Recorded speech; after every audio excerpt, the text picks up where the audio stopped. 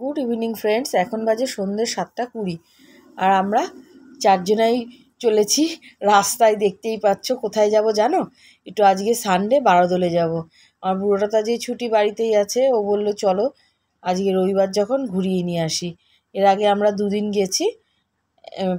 তৃতীয় দুজনকে বসেছে, ঠাকুর দর্শন করতে গেছিলাম তৃতীয় দিনে, শেষ দিনে ঠাকুর দর্শন করতে গেছিলাম। আর মাঝে আমার হাজব্যান্ড মিটিংয়ে গেছিলো, তখন আমি ছেলে মেয়ে মিলে গেছিলাম। আর আজকে বুড়োটাকে নিয়েই যাচ্ছি। বুড়োটা বলল, প্রথমে বললো তোমাকে যেতে হবে না, আমরা তিনজনা ছেলে মেয়ে আমরা তিনজনাই চলে যাব। শেষে বলে না না চলো তুমি। আর এত ভিড় এত ভিড়, জয়ন্তী পুজোর সময় বোধহয় ঠাকুর দেখায় এত লাইন হয় না আমাদের কৃষ্ণনগরে, কিন্তু যে কী ভিড় রবিবার করে। এমনিতেই শনি রোববারে প্রচুর ভিড় হয়, শনিবারে তো তাও ভিড়টা সামলানো যায়, রবিবারে একদমই নাই। দেখো কী সুন্দর বেতের ঝুড়ি, বিভিন্ন রকম দোকান পাশার বসেছে, আর আমি শুধু মানুষ দেখছি, মানে হাঁটতে হচ্ছে না, একটা ধাক্কা দিয়ে কোথা থেকে কোথায় নিয়ে চলে যাচ্ছে। আমার মেয়ে তো একবার ধাক্কা দিয়েছে, কে যেন একটা গর্তের মধ্যে পড়েছে, পড়ে পাটায় খুব লেগেছে। বলছে মা পায়ে লেগেছে পায়ে লেগেছে। মেলার ভেতরে ঢুকে পড়েছি, এটা ওটা সেটা কিনছি। আর মানে কি বলতো, একই জিনিস কত আর দেখবো আর কত আর কিনবো। তাও তো লোভ, জিনিস দেখলেই লোভ লাগে যে এটা কিনি ওটা কিনি। এই জন্য জিনিস কিনছি, আবার খাওয়ার জিনিস হলে খাচ্ছি। আমার মেয়ে ফুচকা খাবো গতকাল থেকে শুরু করেছে। ওই জন্য ওর পাপা আগে বললো ফুচকা খাওয়া, আগে ফুচকাটা খেয়ে নাও। দিয়ে ফুচকা খেলাম আমি আর মেয়ে। এবার শেষবারে সব খাওয়া দাওয়া করে এবার বলছি আমরা আইসক্রিম খাবো। মেয়ে বলছে আইসক্রিমই খাবো চলো আগে। ছেলেও সেই নাছোড়বান্দা আইসক্রিমই খাবো। দিয়ে আইসক্রিম খেলাম আমরা তিনজনা। বুড়োটার তো প্রচুর গলায় ব্যথা হয়েছে মিটিংয়ে গিয়ে, ওদিকটা একটু ঠান্ডা। এখন বাজে 10:15, বাড়ি এসেছি তখন প্রায় 9:30। বাইকে করে গেছি, তাই কি ক্লান্তি, এত ভিড় বাবা। আজকে রবিবার না, সেই আমাদের কৃষ্ণনগরে জহরতিতে বোধহয় এরকম ভিড় হয় না, এমন একটা অবস্থা। সেই যুদ্ধ করতে করতে তো গেলাম। ওর পাপা তো ছিল না, ওর পাপা গত বুধবারে 2 তারিখে মিটিং ছিল, ওর পা 1 তারিখে বেরিয়ে গেছিল। এইভাবে কি করছিস তুই, ছেড়ে দে, আমি ওটা ঢুকাবো, ওগুলোর জন্য রেখেছি ওরকম করে। দিয়ে আমাকে টাকা দিয়ে গিয়েছিল যে তুমি ছেলে মেয়ে নিয়ে বারোদলে যাবা। ছেলে মেয়ে নিয়ে গিয়েও ছিলাম। দিয়ে এবার পাপা কালকে এসছে, বলছে মানে আজকে তো রবিবার, ওতে কালকে যাবো, হ্যাঁ বারোদলে, তোমাকে যেতে হবে না, ছেলে মেয়ে নিয়ে আমি যাবো। তা আমি আর মাথা ব্যথা করি, আমি যে ভালো হয়েছে, যাবো না তাই কিছু, আমারই ভালো, বাড়িতে শুয়ে থাকবো। দিয়ে এইবার ছেলে মেয়ে হুলুস থুলুস করছে। দিয়ে ওর পাপা আবার বিকেলবেলায় বলছে কি যে না তাহলে হয়ে গেল চাম্পু, তোর যাওয়া হয়ে গেল, আমাদের যাওয়া হয়ে গেল, তোর মা যাবে না। তুমি তো বললা যে তোমাকে নিয়ে যাব না, চাম্পু মাকে নিয়ে যাব না, আমরা তুই দিয়া আমি চলে যাব তিনজনাই, তাহলে যাও। সেই মানে ঝগড়াঝাটি, মানে পরিস্থিতি মানে সেই সামলানো যাচ্ছে না, এমন অবস্থা, এত গন্ডগোল বেঁধে গেছে, হুলুস থুলুস কাণ্ড বাড়িতে। দিয়ে সেই পাপাকে কাঁদছে আর পাপাকে যা খুশি বলছে। আর আমি এই বলছে আমি তুই এরকম করে কথা বলছিস, কে হয় ওটা? তো বলছে কি আমার কেউ না। আমি কেউ না বলতে তাহলে তুই বলছিস কেন এটা কিনে দেবো ওটা কিনে দেবা? দিয়ে বলছে হ্যাঁ আমার পাপা হয় কিন্তু কেউ না।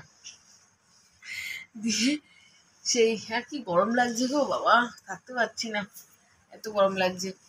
গেলাম তো দিকে সে এর আগের দিন কিনেছি, এর আগের দিন তোমাদের কিছু দেখায়নি, শুধু ছোট্ট একটু ব্লগ দিয়েছিলাম, কেননা আমাকে দেখতে তোমাদের ভালো লাগে না, আমি হচ্ছে তোমাদের বাংলা কথায় চোখের শুল। ওই জন্য আমি যদি একটা 2 টাকা দামের জিনিস কিনি তাও মানে কেউ ইন্টারেস্ট দেখাবে না, আবার যদি ওটা 200 টাকা দামের কিনি সেটাও কেউ ইন্টারেস্ট দেখাবে না।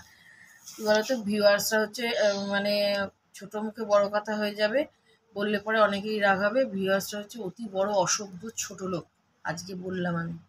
কেননা ভালো কিছুতে ভিউয়ার্সরা কখনো মানে ভিডিও ক্লিক করে না, যত নোংরামিতে গিয়ে ক্লিক করে। আর কন্ট্রোভার্সি ক্রিয়েটারদের নোংরামি দিন দিন বেড়েই যাচ্ছে, কোথা থেকে কোথায় চলে যাচ্ছে তারা, একদমই ভালো লাগছে না আমার। এই জন্য মানে দেখো তো আমার ভিডিও আমি দিই না।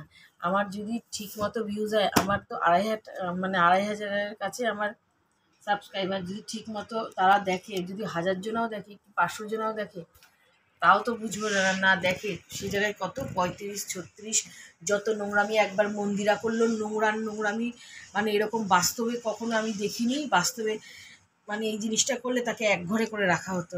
মন্দিরা নোংরামি দেখালো, এখন টিনার ন্যাকামি নোংরামি চলছে, তার মাঝে আবার একবার প্রিয়াকে নিয়ে সব করলো, ছেলে নিয়ে। মানে এগুলো বললেই হচ্ছে, আমি এখন বলছি হয়তো যারা শুনবে তাদের কাছে যে কজনাই শুনুক, আর দুজনা শুনলে দুজনের কাছেই খারাপ লাগবে যে বাবা এত বড় বড় কথা বলছো, তুমি তো এখন উঠতেই পারলে না, আমার ওঠার দরকার নেই।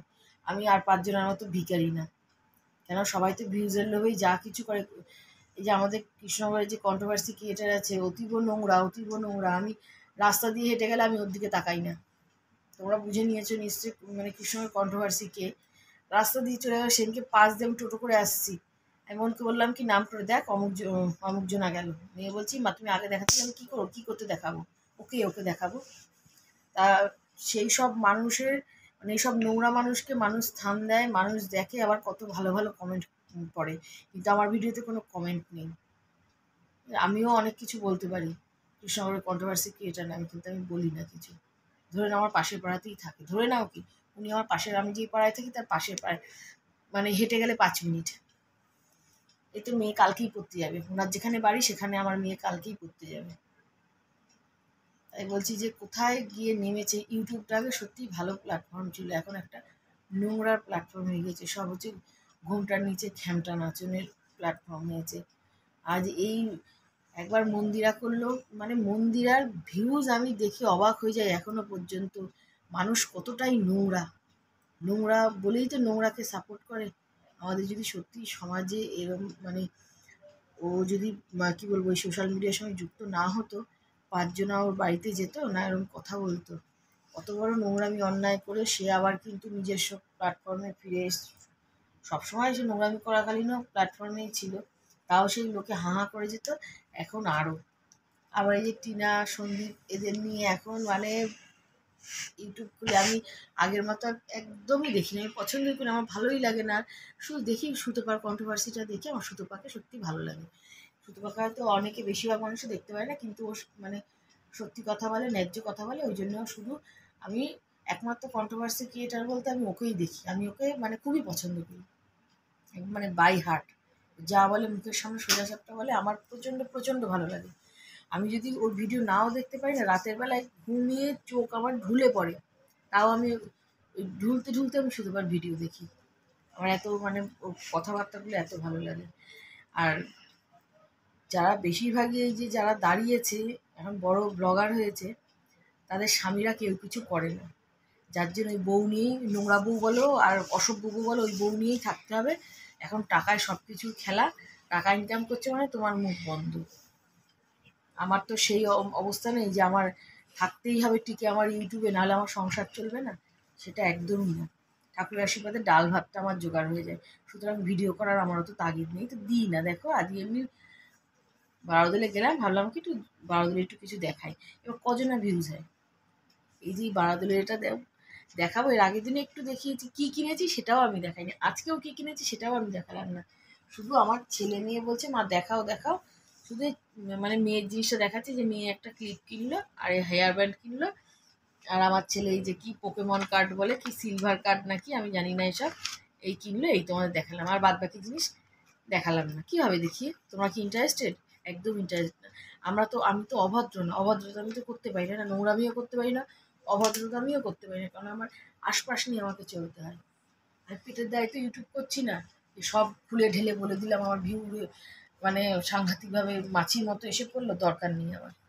এই আজকে আসছি, যারা আমাকে ভালোবাসো তারা বুঝতে পারবে যে আমি কেন কথাগুলো বললাম, আর যারা হঠাৎ দেখছো বা শুনতে পারছো না, তাদের আমার কিছু করার নেই। কেননা আমার ইউটিউবে থাকলেও হবে, না থাকলেও হবে, আমার স্বামী ইনকাম করে। আর যারা ইউটিউবে টিকে থাকে মানে দাঁত কামড়ে, মাটি কামড়ে, তাদের কী বলতো, স্বামীরা সব অথর্ব, পুড়ে তাদের স্বামীরা, দেখছি তো বা দেখে এসছি তো। আসছি।